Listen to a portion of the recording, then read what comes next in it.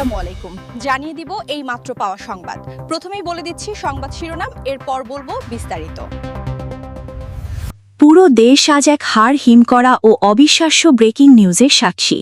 হাইকোর্টের এক নাটকীয় নির্দেশে কি তবে শেখ হাসিনার সব মামলা বাতিল হতে যাচ্ছে? অন্যদিকে দেশ ছাড়তে গিয়ে বিমানবন্দরেই আটক হলেন ডক্টর ইউনূস। পর্দার আড়ালে চলা এই ভয়ঙ্কর রাজনৈতিক খেলা আর আগামী রুদ্ধশ্বাস পরিস্থিতির সব রোমহর্ষক সত্য জানতে ভিডিওটি 1 সেকেন্ডও না টেনে শেষ পর্যন্ত দেখুন। আরও জানাবো, এক যুগ পেরিয়ে গেলেও নারায়ণগঞ্জের আলোচিত 7 খুন মামলার রায় এখনও কার্যকর হয়নি। বিচার পেতে অপেক্ষায় ক্লান্ত স্বজনদের ক্ষোভ ও হতাশা বাড়ছে দিন দিন। এতক্ষণ শুনছিলেন শিরোনাম, এখন বলবো বিস্তারিত। তাই ভিডিওটিতে একটি লাইক দিয়ে চ্যানেলটা সাবস্ক্রাইব করে সম্পূর্ণ ভিডিওটা মনোযোগ দিয়ে দেখতে থাকুন। পুরো দেশ আজ এক হাড় হিম করা ব্রেকিং নিউজ আর অবিশ্বাস্য এক রাজনৈতিক ভূমিকম্পের সাক্ষী হতে যাচ্ছে। কারণ আজ সবথেকে বড় খবর আমাদের হাতে এসেছে। হাইকোর্টের এক নাটকীয় নির্দেশে শেখ হাসিনার সব মামলা বাতিল হওয়ার গুঞ্জন ছড়িয়ে পড়েছে। চারদিকে যখন এই খবর নিয়ে তোলপাড় চলছে, ঠিক তখনই সবথেকে বড় ধামাকাটি সামনে এলো। পালাতে গিয়ে বিমানবন্দরেই আটক হয়েছেন ডক্টর ইউনূস। রাজনীতির অন্দরমহলে যখন ক্ষমতার মসনদ নিয়ে রুদ্ধশ্বাস নাটক চলছে, ঠিক তখনই এই জোড়া খবর পুরো দেশের মানুষের মনে এক বিশাল আতঙ্ক আর উত্তেজনার জন্ম দিয়েছে। কেন হঠাৎ করে শেখ হাসিনার মামলার চিত্র বদলে গেল এবং ডক্টর ইউনূসকে কেন ঠিক এই মুহূর্তে বিমানবন্দরে বাধা দেওয়া হলো, এর নেপথ্যে আসলে কোন ভয়ঙ্কর ও রোমহর্ষক সত্য লুকিয়ে আছে, আজ তার সব গোপন তথ্য আপনাদের সামনে সরাসরি উন্মোচন করব। পরিস্থিতির ভয়াবহতা বুঝতে 1 সেকেন্ডও না টেনে পুরো ভিডিওটি শেষ পর্যন্ত দেখুন। কারণ আজকের এই প্রতিবেদন দেশের আগামীর ভাগ্য আর শাসন ব্যবস্থা নিয়ে সবথেকে বড় বিস্ফোরণ হতে যাচ্ছে। আদালতপাড়া এবং বিমানবন্দরের বিশেষ সূত্র থেকে পাওয়া অত্যন্ত চাঞ্চল্যকর এবং শিউরে ওঠার মতো তথ্য অনুযায়ী আজ সকালে হাইকোর্টের একটি বিশেষ বেঞ্চে শেখ হাসিনার বিরুদ্ধে দায়েরকৃত মামলাগুলো নিয়ে দীর্ঘ শুনানি হয়। শুনানি শেষে আইনি মারপ্যাচে মামলাগুলো বাতিলের প্রক্রিয়া শুরু হবার খবরে পুরো রাজপথ উত্তাল হয়ে ওঠে। কিন্তু গল্পের আসল মোড় ঘুরে যায় দুপুরে, যখন খবর আসে যে ডক্টর ইউনূস বিশেষ বিমানে দেশ ছাড়ার চেষ্টা করছেন।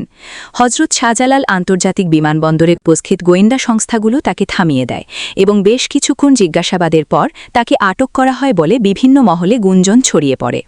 বিশ্বস্ত সূত্র বলছে, দেশের বর্তমান অস্থিতিশীল পরিস্থিতির মুখে ডক্টর ইউনূস নিরাপদ আশ্রয়ের খোঁজে ছিলেন, কিন্তু শেষ পর্যন্ত সেই অতি চালাকি তার জন্য মরণ ফাঁদ হয়ে দাঁড়িয়েছে। এই হঠাৎ ঘটে যাওয়া ঘটনাপ্রবাহ আজ প্রমাণ করছে যে রাজনীতির মাঠ এখন আর আগের মতো নেই। এটি এখন সরাসরি এক মরণপণ লড়াইয়ের রূপ নিয়েছে। সবথেকে বড় অবিশ্বাস্য সত্য হল, গোয়েন্দা সংস্থাগুলো এখন এমন কিছু গোপন নথি উদ্ধার করেছে যেখানে দেখা যাচ্ছে যে সরকারের উচ্চ পর্যায়ের কিছু কর্মকর্তা শেখ হাসিনাকে ফেরানোর জন্য পর্দার আড়ালে এক বিশাল নীলনকশা তৈরি করেছিলেন। নথিপত্র বলছে, মামলার এই আইনি মোড় আসলে সেই পরিকল্পনারই অংশ ছিল যা ডক্টর ইউনূসের বর্তমান অবস্থানকে চরম হুমকির মুখে ঠেলে দিয়েছে। আজ বিকেলে যখন এই গ্রেফতারের খবর রাজপথে ছড়িয়ে পড়ে, তখন থেকেই সাধারণ মানুষের মধ্যে এক বিশাল বিশৃঙ্খলা আর ক্ষোভের সঞ্চার হয়েছে। বিশ্লেষকরা বলছেন, ডক্টর ইউনূসের এই আটকের ঘটনা আসলে দেশের অন্তর্বর্তীকালীন ব্যবস্থার এক চরম পতনের সংকেত। রাজধানীর প্রতিটি মোড়ে আজ একটাই আলোচনা, বঙ্গভবনের অন্দরে আর কত বড় ষড়যন্ত্রের দানা বাঁধা হয়েছে। প্রশাসনের অন্দরমহলে কান পাতলে শোনা যাচ্ছে, ডক্টর ইউনূসের এই আটকের পর এখন আরও অনেক রাঘব বোয়ালদের নাম বেরিয়ে আসতে শুরু করেছে। অনেক উচ্চপদস্থ কর্মকর্তা এখন সেনাবাহিনীর এই কঠোর অবস্থান দেখে ঢাকা দেওয়ার চেষ্টা করছেন।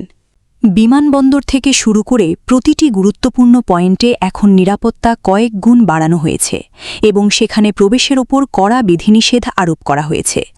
সাধারণ মানুষ আজ স্তব্ধ হয়ে দেখছে যে কিভাবে একবেলার মধ্যে দেশের চিত্র আর রাজনৈতিক ভাগ্য ওলটপালট হয়ে গেল। প্রতিটি সেকেন্ডে পরিস্থিতির মোড় ঘুরছে এবং ঢাকার আকাশ আজ অজানা এক আশঙ্কায় ভারী হয়ে উঠেছে। বঙ্গভবন থেকে শুরু করে আন্তর্জাতিক সচিবালয় পর্যন্ত এখন কেবলই রুদ্ধশ্বাস অপেক্ষা।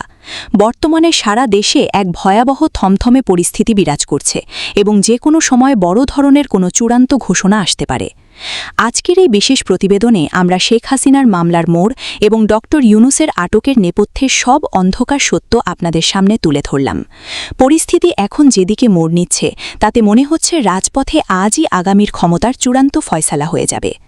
আপনারা কি মনে করেন, ডক্টর ইউনূসের এই আটক কি দেশের জন্য কোনো বড় বিপদ ডেকে আনবে? আর শেখ হাসিনার মামলা কি আসলেই বাতিল হবে? আপনাদের মূল্যবান মতামত নিচের কমেন্ট বক্সে অবশ্যই লিখুন।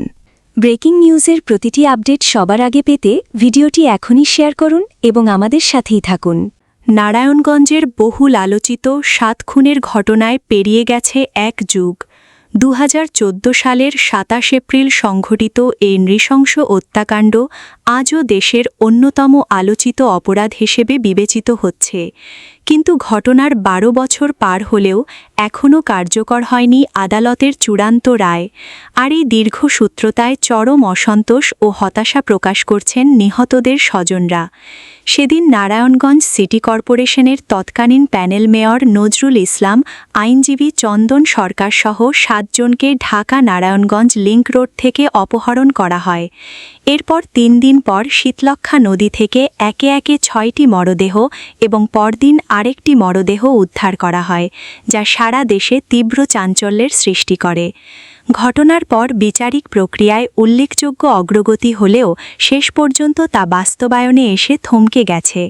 ২০১৭ সালে জেলা ও দায়রা জজ আদালত ২৬ জনকে মৃত্যুদণ্ড দেয় এবং হাইকোর্ট ১৫ জনের মৃত্যুদণ্ড বহাল রাখে। কিন্তু দীর্ঘদিন ধরে আপিল বিভাগে মামলাটি ঝুলে থাকায় এখনও রায় কার্যকর হয়নি। স্বজনদের অভিযোগ, বিচার প্রক্রিয়ার এই ধীর গতি তাদের জীবনে অনিশ্চয়তা, ক্ষোভ ও মানসিক যন্ত্রণাকে আরও বাড়িয়ে তুলেছে। তারা বলছেন, এক যুগ পার হলেও প্রকৃত ন্যায়বিচার না পাওয়ায় ক্ষত এখনও শুকায়নি। অনেকেই মনে করছেন প্রভাবশালী আসামিদের কারণে বিচার বিলম্বিত হচ্ছে এবং এতে বিচার ব্যবস্থার প্রতি সাধারণ মানুষের আস্থা ক্ষতিগ্রস্ত হচ্ছে। এদিকে রায় দ্রুত কার্যকরের দাবিতে বিভিন্ন সময়ে মানববন্ধন ও প্রতিবাদ কর্মসূচি পালন করছেন নিহতদের স্বজন, আইনজীবী ও স্থানীয় বাসিন্দারা। সর্বশেষ একাধিক কর্মসূচিতে তারা দ্রুত আপিল নিষ্পত্তি করে রায় কার্যকরের আহ্বান জানিয়েছেন। বিশ্লেষকদের মতে এই মামলাটি শুধু একটি হত্যাকাণ্ড নয়, বরং বাংলাদেশের বিচার ব্যবস্থার জন্য একটি বড় পরীক্ষা। দ্রুত বিচার ও রায় কার্যকর না হলে বিচারহীনতার সংস্কৃতি আরও জোরদার হওয়ার আশঙ্কা রয়েছে। এক যুগ পরও নারায়ণগঞ্জের ৭ খুনের এই ঘটনা যেন বিচারপ্রার্থীদের কাছে এক দীর্ঘ অপেক্ষার প্রতীক হয়ে দাঁড়িয়েছে। এখন সবার একটাই প্রত্যাশা, দ্রুত আপিল নিষ্পত্তি করে রায় কার্যকর করা হোক এবং নিশ্চিত করা হোক প্রকৃত ন্যায় বিচার।